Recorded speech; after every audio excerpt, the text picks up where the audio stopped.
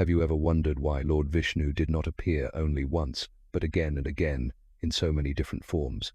Why would the preserver of the universe choose to return as a fish, a tortoise, a boar, a lion man, a humble Brahmin, a prince, a wise guide, and finally a future rider of renewal?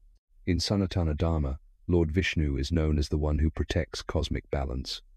Whenever Dharma declines and the world moves away from truth, compassion, and order, Vishnu takes a new form to restore harmony. This sacred idea is known as the Dashavatara, the 10 avatars of Vishnu. But the Dashavatara is not only a list of divine appearances, it is also a spiritual map, a sequence of lessons, a reminder that every age faces its own crisis, and every crisis asks for a different kind of wisdom. That is why these stories still feel meaningful today. They are ancient, but they do not feel distant, because the struggles they describe, confusion, pride, fear, imbalance, suffering, and renewal, are still part of human life even now. Let us begin with the first avatar, Matsya, the divine fish. According to the sacred story, when a great flood was about to wash away life and knowledge, Vishnu appeared as Matsya to guide Manu and preserve wisdom for the next age. On the surface, it is the story of rescue, but symbolically it teaches something deeper. When chaos comes, the most important thing to protect is not comfort or status, but truth and knowledge. A society can survive many hardships, but if it loses wisdom, it loses direction. That is why Matsya represents preservation of sacred understanding.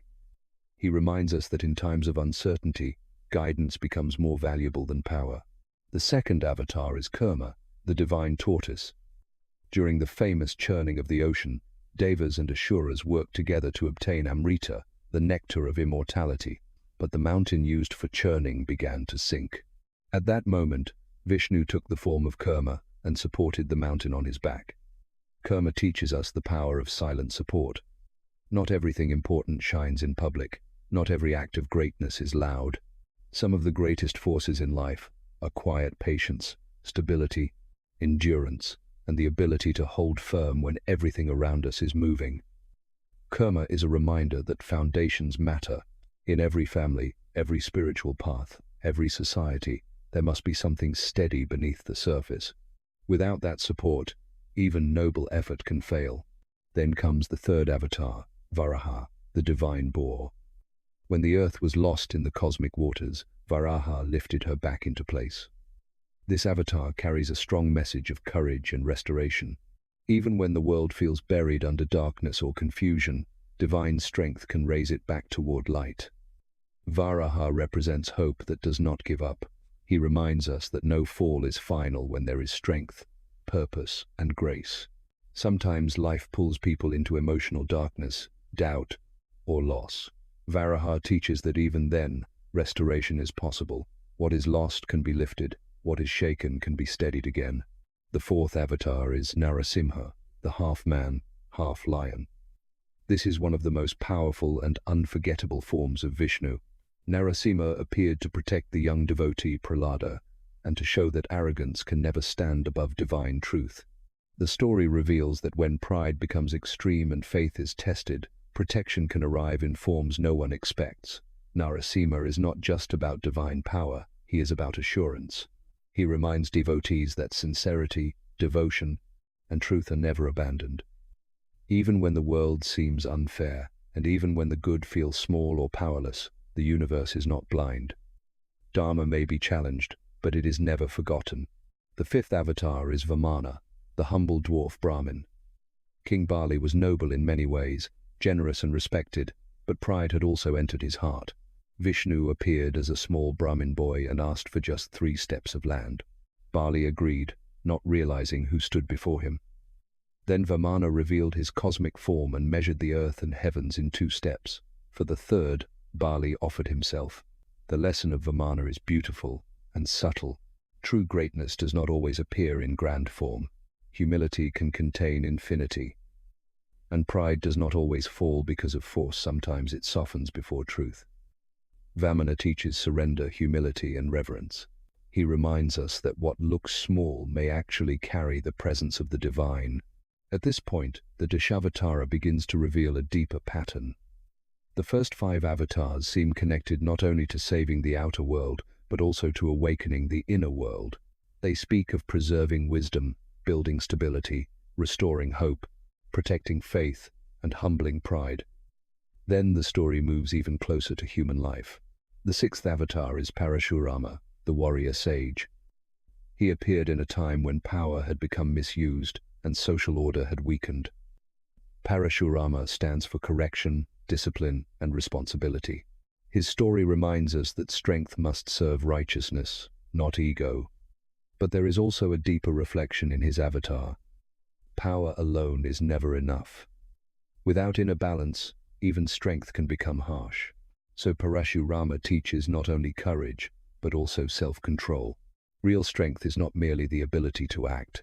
It is the wisdom to know when, why, and how to act. The 7th avatar is Lord Rama, perhaps the clearest symbol of Dharma in human form. In the Ramayana, Rama is not remembered only because he overcomes challenges. He is remembered because he does so with dignity, discipline, and deep loyalty to truth. He lives by duty, honors relationships, and remains steady through exile, separation, responsibility, and hardship. That is why Lord Rama continues to inspire millions. He shows that righteousness is not always easy. Sometimes the right path is the most difficult one. Sometimes Dharma asks for patience, sacrifice, and restraint. But Rama teaches that a life rooted in values creates lasting strength. He is not only an ideal king, he is the image of integrity. The 8th avatar is Lord Krishna, one of the most loved and spiritually profound forms of Vishnu. Krishna is full of divine depth.